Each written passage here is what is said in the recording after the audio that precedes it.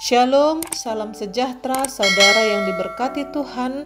Kita berjumpa kembali dengan renungan harian hari ini. Marilah kita menggunakan waktu sejenak untuk membaca dan merenungkan firman Tuhan. Sebelum kita membacanya, mari kita bersatu di dalam doa. Kasih karunia Tuhan Yesus Kristus dan kasih Allah dan persekutuan Roh Kudus menyertai kamu sekalian. Amin. Firman Tuhan yang menyapa kita di pagi hari ini tertulis di dalam surat Paulus kepada jemaat di Galatia pasal 6 ayat 1. Saudara-saudara, kalaupun seorang kedapatan melakukan suatu pelanggaran, maka kamu yang rohani harus memimpin orang itu ke jalan yang benar dalam roh lemah lembut, sambil menjaga dirimu sendiri supaya kamu juga jangan kena pencobaan. Ale akadongan molotung tarsomong jolma mardosa, hamu akan naung taruli di toddima pature-turehon ibana marhite-hite toddina labok, alai matahon dirim sotung dohot ho tarujun.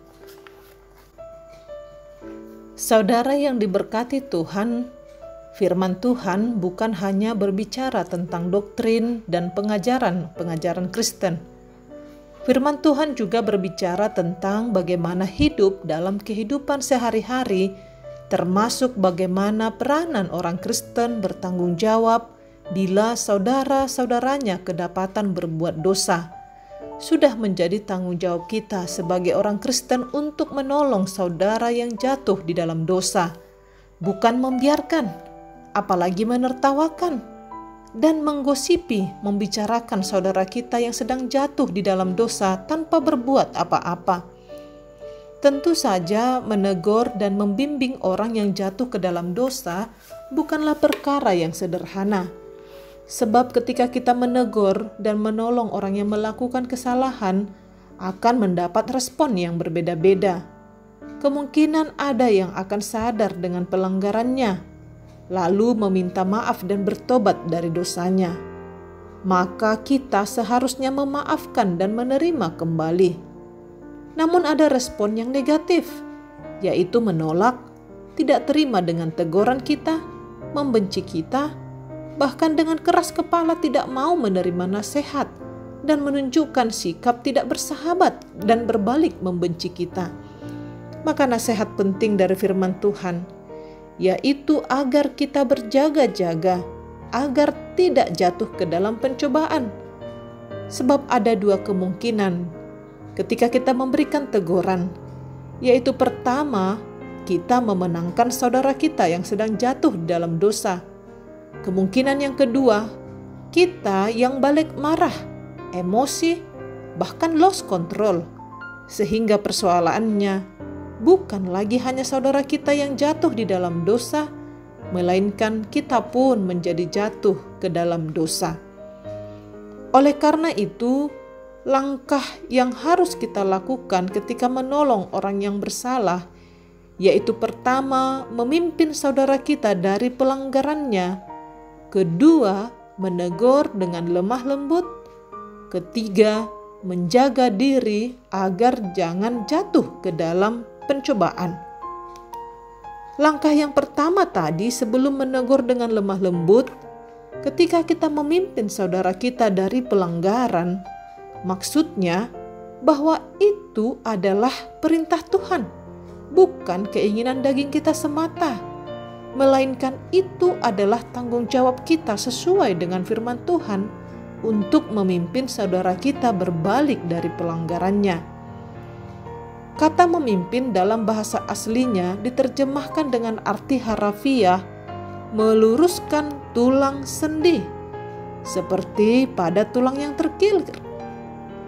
Artinya merupakan kewajiban kita untuk meluruskan, menyadarkan, dan menginsafkan saudara kita dari dosa dan pelanggaran mereka. Lalu, menegur dengan lemah lembut juga sangat penting. Ada banyak teguran yang kita berikan, namun tidak diterima atau tidak membawa hasil. karena bisa saja kita menegur di waktu dan tempat dan cara yang salah. Cara kita menegur dengan murka dan amarah mungkin. Karena itu teguran bisa saja isinya pedas, namun penyampaiannya dengan lemah lembut, sehingga dia tidak merasa dihakimi apalagi dipersalahkan.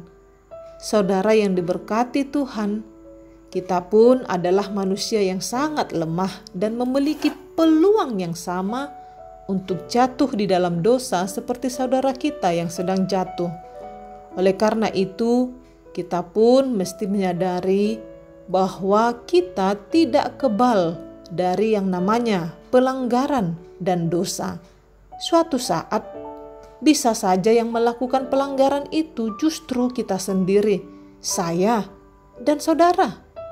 Maka terimalah setiap teguran dengan rendah hati. Sebab bila ada saudara yang berani menegur kita karena kesalahan kita, mengingatkan kita, bahkan mendoakan kita, mari ucapkan terima kasih. Karena sesungguhnya dialah sahabat sejati kita. Dialah saudara kita yang sesungguhnya. Amin. Marilah kita berdoa. Ya Bapa yang bertahta di dalam kerajaan sorga, terima kasih Tuhan. Pagi hari ini kembali kami merasakan kuat kuasa Tuhan yang senantiasa menyertai mengikuti kehidupan kami. Malam yang kelam telah kami lampaui. Ketika kami tertidur tetapi Tuhan terus terjaga menjagai kami. Bapa di dalam sorga, betapa baiknya Engkau Tuhan menganugerahkan hari yang baru kembali di pagi hari ini. Ajar kami untuk memakai setiap waktu, kesempatan, dan nafas kehidupan yang sudah Tuhan anugerahkan di dalam kehidupan kami. Secara khusus Tuhan, Engkau mengingatkan kami di pagi hari ini, bila saudara kami kedapatan jatuh di dalam pelanggaran, Tuhan Engkau mengingatkan kami sebagai orang-orang rohani, sebagai orang-orang Kristen, memiliki tanggung jawab yang sama untuk membawa kembali saudara kami dan berjaga-jaga agar kami pun tidak jatuh ke dalam pencobaan. Sebab kami tahu Tuhan, kami memiliki peluang yang sama. Kami begitu rapuh, kami begitu terbatas. Karena itu Tuhan, jangan biarkan kami ikut terjatuh, tetapi biarlah kami tetap menjaga jati diri kami. Biarlah kami dengan hati yang murni dan takut akan Tuhan, melaksanakan tanggung jawab yang sudah Tuhan karuniakan. Bapa di dalam surga, berkati juga setiap teguran, setiap nasihat yang kami berikan kepada orang-orang yang kami kasihi. Ajar kami Tuhan untuk menyelamatkan jiwa mereka juga, sehingga tidak seorang pun dari saudara yang mencintai kami dan yang kami cintai tidak ada yang hilang karena ada pembiaran. Tetapi Tuhan memakai kami untuk saling tolong-menolong. Setiap dosa kami saling tegur-menegur ketika kami melakukan kelalaian. Terima kasih Tuhan, secara khusus anak-anak Tuhan yang sudah Tuhan titipkan di dalam kehidupan kami. Pakai kami Tuhan menjadi orang tua yang berani dan tegas ketika menegur anak-anak yang kedapatan bersalah. Terima kasih, di dalam nama anak-Mu Tuhan Yesus kami berdoa. Amin. Selamat beraktivitas saudara yang diberkati Tuhan. Tuhan Yesus menyertai. Shalom.